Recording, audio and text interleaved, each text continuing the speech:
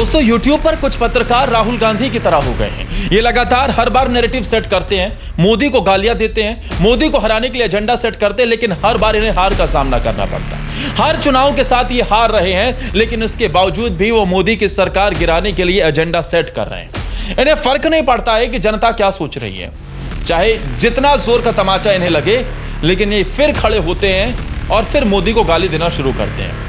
दोस्तों, आपको याद होगा 2025 का जब रिजल्ट आ रहा था, उस दौरान कुछ लोगों ने ऐसा नैरेटिव सेट किया, ऐसे ये लोग थंबनेल बनाते, उसमें पंची लाइन की मोदी को उखाड़ फेंका, तेजस्वी का चमत्कार, अब जब सरकार बन रही है तब भी नीतीश ने दिया इस्तीफा, मोदी को लगा झटका।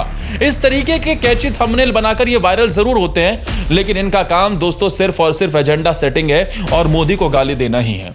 दोस्तों, इन्हें फर्क नहीं पड़ता कि बिहार की जनता ने 202 सीटों का बहुमत ऐसा दिया है जो इन सारे पत्रकारों को उखाड़ फेंकने के लिए काफी है।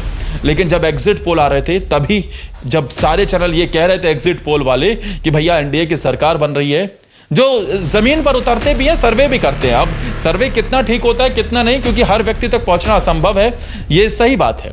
लेकिन जो लोग सर्वे भी नहीं करते हैं, जो लोग ग्राउंड पर उतरते भी नहीं है, वो स्टूडियो में बैठकर एजेंडा सेट कर देते हैं कि राहुल गांधी ने कर दिया बड़ा कमाल, तेजस्वी रचेंगे इतिहास, मोदी का हो जाएगा बुरा हाल। ये ऐसे काम करते हैं और यकीन मानिए इनका पेशा ही, इनकी वीडियोस भी मोदी को गाली देने से चल रही है। लेकिन दोस्तों, इस देश के लोगों ने दिखा दिया है, जनता ने दिखा दिया है कि जब जब आप मोदी जी को गाली देंगे, राहुल गांधी की तरह हाल होगा, आपको वैसी ही हार झेलनी पड़ेगी, आपका बुरा हाल होगा। यकीन मानिए ये लोग यही सोचकर बैठे रहते हैं कि कभी तो कांग्रेस जीतेगी, ये यही सोचकर बैठे रहते हैं कि राहुल गांधी, तेजस्वी यादव कोई तो कमाल करेंगे। आपको याद होगा रविश कुमार की बात, रविश कुमार तेजस्वी यादव की टी शर्ट के रंग के जरिए से ही बता रहे थे किस बार क्या भविष्यवाणी होगी, कैसे तेजस्वी यादव बड़ा कमाल करेंगे। वो ये कह रहे थे कि अगर तेजस्वी लगातार रंग बदल बदल कर टी शर्ट पहन रहे हैं तो जरूर कोई बात होगी और बिहार की सियासत में इस बार वो बड़ा चमत्कार कर देंगे।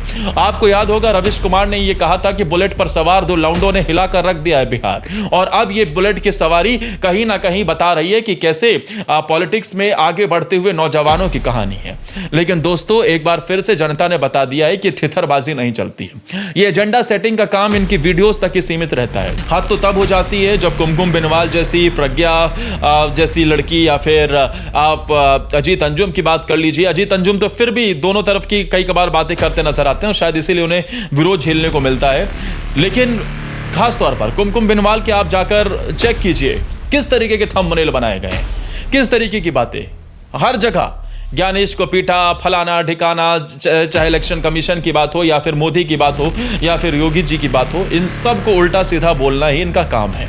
ये ऐसे थंबनेल बनाते हैं जहां कांग्रेस के जो सपोर्टर है उन्हें अट्रैक्ट किया जा सके, कांग्रेस के जो समर्थक हैं उन्हें बुलाया जा सके कि भैया वीडियो देखिए और भर भर कर मोदी को गालियां दीजिए। दोस्तों, ऐसे लोग कैसे सिर्फ और सिर्फ एजेंडे के जरिए से चल रहे हैं, आपको समझना होगा। और फिर ये लोग कहते हैं कि भैया मीडिया की तो आज़ादी नहीं है, हमें तो बोलने नहीं दिया जाता। अरे भाई, तुम्हें बोलने ना दिया जाता तो ऐसे भर भर के गालियां अगर कांग्रेस पार्टी हुआ करती ना, और तो सच में जरूर ऐसे लोगों पर वो कार्रवाई भी कर देती। जहां कांग्रेस की सरकार नहीं है वहां पर भी पत्रकारों को उठाने के लिए वो कर्नाटक से दिल्ली तक पहुंचाती है, तो सोचिए कि ऐसी सरकार क्या काम करती।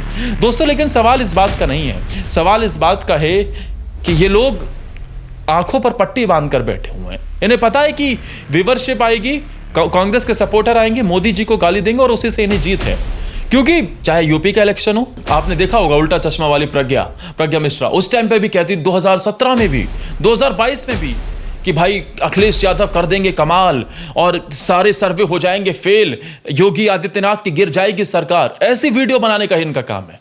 2-4-10 लोगों को, लौंडों को रख लेते हैं अपने आसपास न्यूज रूम में, वहीं बाकायदगी काट लेते हैं और हर किसी वीडियो में इनके सिर्फ और सिर्फ गाली देने का ही काम होता है। सिर्फ और सिर्फ आप बीजेपी को या फिर मोदी या फिर योगी या फिर अमित शाह, ऐसा लगता है जैसे इनके पीछे हाथ धोकर पड़ गए। दूसरी तरफ ये लोग नहीं दिखाएंगे आपको कि राहुल गांधी की नाकामी क्या है, राहुल गांधी कैसे चुनाव दर चुनाव हार रहे हैं। ये लोग, इनकी बोलने की हिम्मत नहीं है कि राहुल गांधी भैया अगर लगातार किसी के पीछे 95 हार का टैग लगा है तो पार्टी में परिवारवाद की राजनीति छोड़कर किसी को मौका दीजिए, किसी को आगे बढ़ाइए। ये लोग नहीं बताएंगे कि लालू परिवार अगर टूट रहा है तो उसमें तेजस्वी का बड़ा रोल है, और कहीं ना कहीं वंशवाद की राजनीति को जनता ने नकार दिया। इन्हें फर्क नहीं पड़ता है। ये लोग नहीं बताएंगे कि अखिलेश यादव का यूपी में घिसकता हुआ ग्राफ इस बात की गवाही है कि योगी मजबूत हैं। ये लोग नहीं बताएंगे कि देश में किस तरीके का काम हुआ है जिसे जनता पसंद कर रही है। इनका काम वही राहुल बाबा की तरह अलग अलग तरीके से हर चुनाव में एक अलग मुद्दा लेकर आना, हर दिन नई गालियों का तरीका खोजना और भर भर कर गालियां देना ही इनका पेशा बन गया है।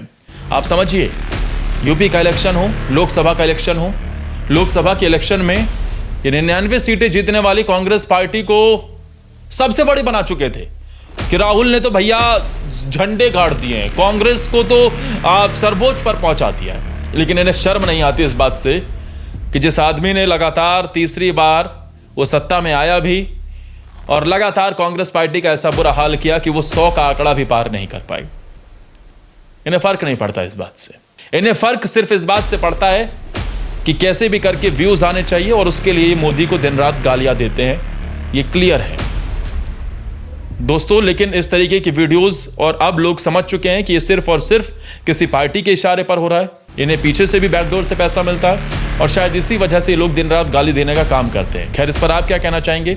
ऐसे पत्रकारों को किस तरीके का जवाब देना चाहेंगे? कमेंट कर जरूर बताना।